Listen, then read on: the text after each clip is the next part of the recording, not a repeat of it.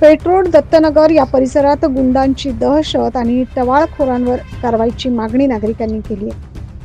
नाशिक शहरासह परिसरात मागील काही दिवसांपासून गुन्हेगारीच्या घटनांमध्ये सातत्यानं वाढ होत असल्याचं पाहायला मिळत आहे.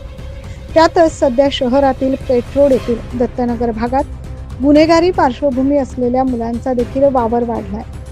तसेच या भागात काही ठिकाणी अनधिकृत मद्यपींचे अड्डे तयार झालेत.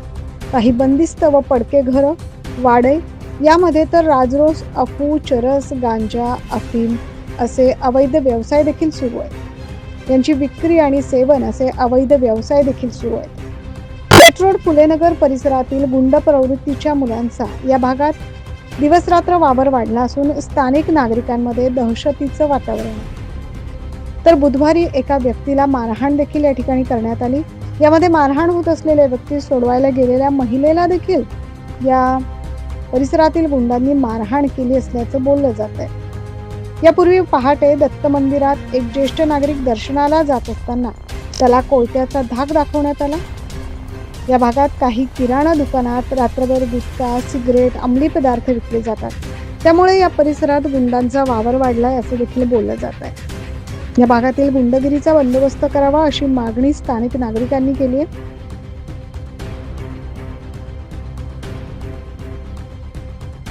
9 न्यूज महाराष्ट्रासाठी प्रतिनिधी वैभव घुगे.